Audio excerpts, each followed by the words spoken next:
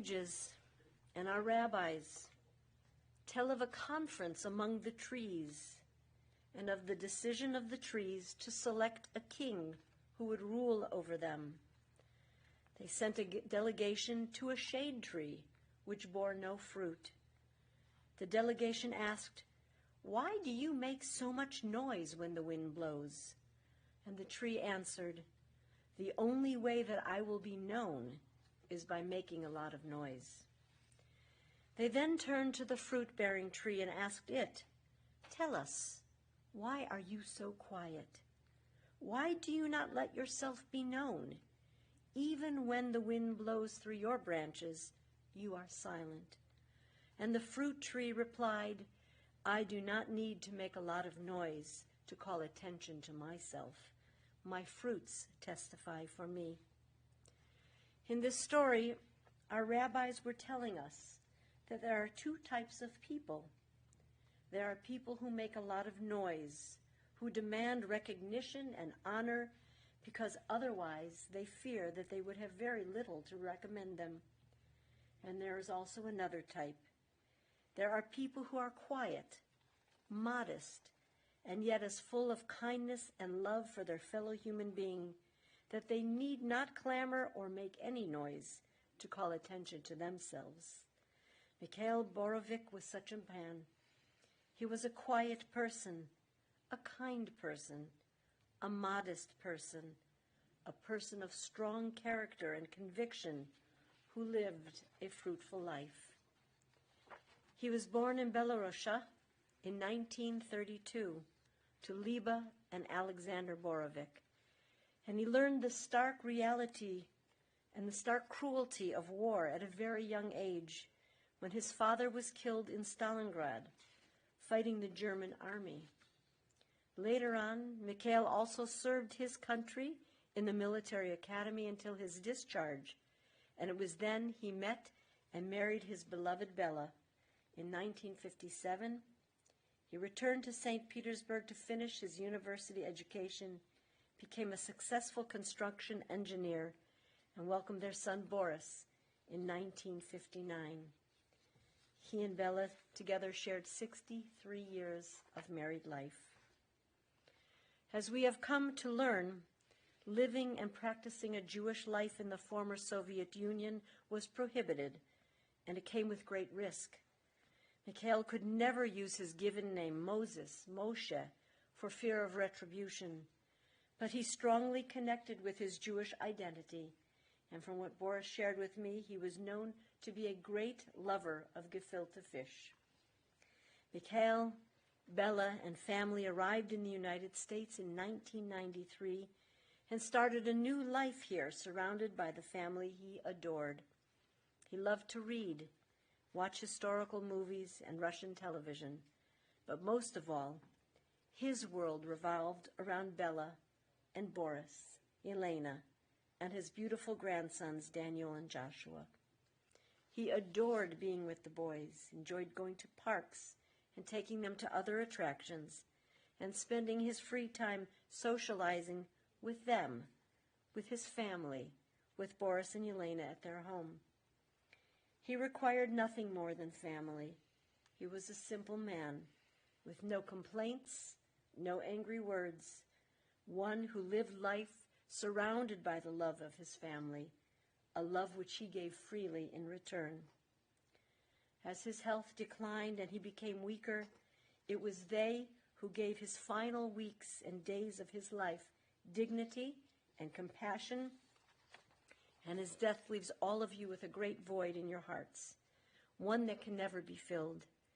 We are sad and we will miss him, but we are grateful for the wonderful memory that he leaves behind of a good, enthusiastic, and warm person, a fine human being. Zichrono livracha, his memory will continue as a blessing. Amen. Joshua and Daniel, come up and speak.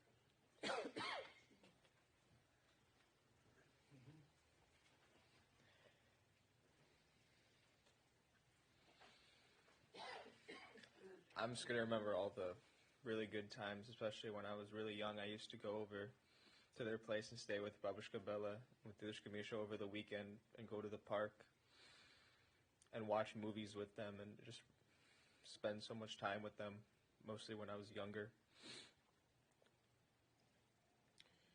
Yeah, I don't know, I didn't prepare any words, but, you know, he would, every day before I had a car, he would pick me up from school. He'd wait by the library every single day. My grandpa, they'd come over, and he would wait by the library in the same spot every day, pick me up from high school, and take me home, and, you know, like, play chess with me, and, you know, into, you know, his final days. You know, we just saw him a couple days ago, and, you know, it's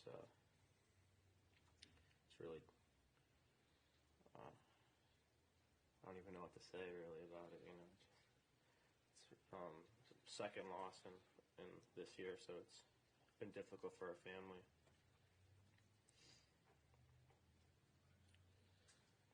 That's good. I know we're a very small group here today. Does anybody have a few words that they'd like to share as well? You're welcome to come up. Do you want to say a few words?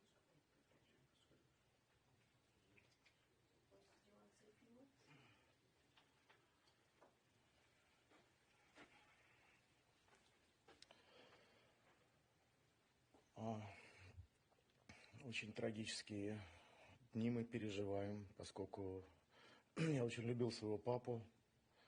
И вот он так, я бы сказал, скоропостижно скончался.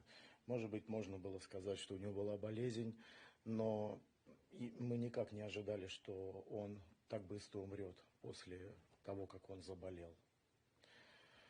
Конечно, я помню своего отца с детства, как он мне помогал, как он мне со мной занимался. Вот. И я любил своего отца, и для меня это очень тяжелая минута стоять здесь и говорить о моем отце, когда он вот в гробу. Поэтому мы, конечно, всей семьей будем его помнить. Вот. И пусть ему земля будет пухом. Ну, те, кто знает русский язык, они знают, что это такое.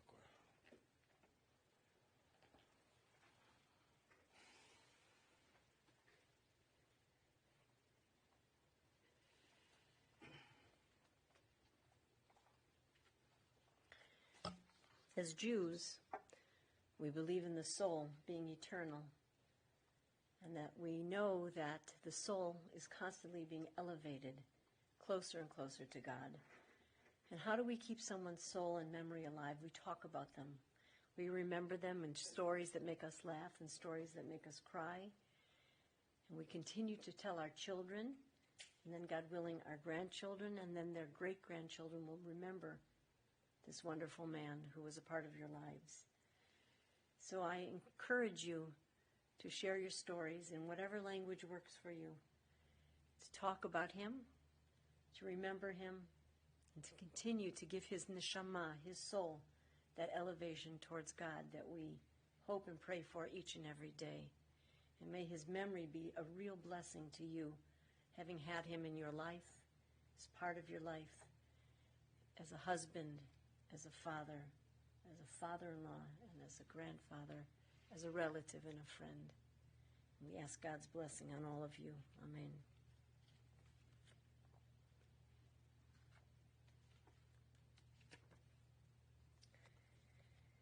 In the rising of the sun and in its going down, we will remember him. In the blowing of the wind and in the chill of winter, we will remember him.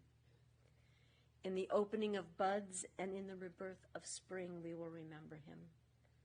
In the rustling of leaves and in the beauty of autumn, we will remember him. In the beginning of the year and when it ends, we will remember him. When we are weary and in need of strength, we will remember him. When we are lost and sick at heart, we will remember him. When we have joys that we want to share, we will remember him. So long as we live, Mikhail too shall live, for he is a part of all of us as we remember him.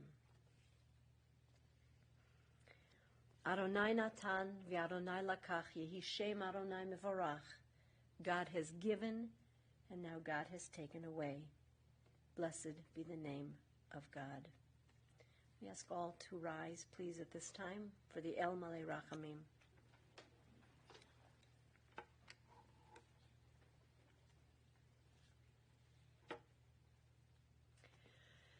El Malei Rachamim, Shochen Bamromim, Hametzeh Menucha Nechona, Tachat Kanfei Shechina, Im Kedoshim Utohorim, Kezor Harakia Mashirim, Et Nishmat Moshe ben Liba Alexander Shalach Le'olamo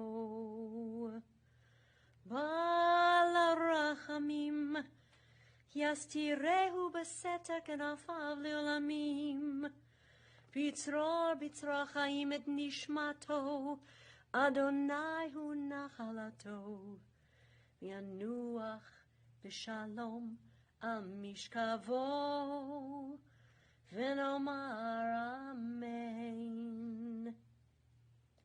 Compassionate God, eternal Spirit of the universe, grant perfect rest in your sheltering presence to Mikhail Borovik, who has entered eternity.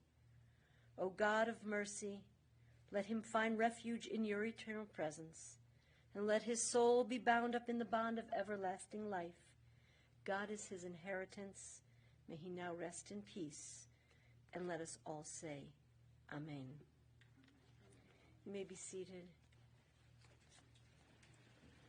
The service will continue at Mount Sinai Cemetery. We're going to ask any of those who will help us act as pallbearers. You kindly come forward this time to help us carry the casket.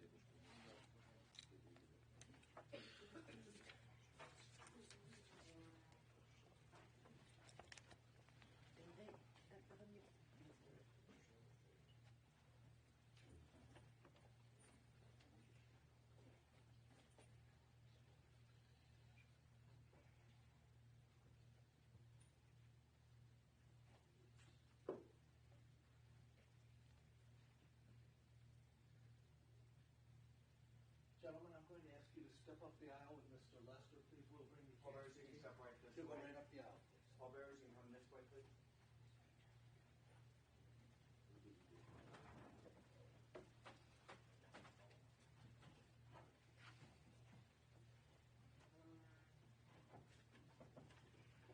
If everyone else would rise, please.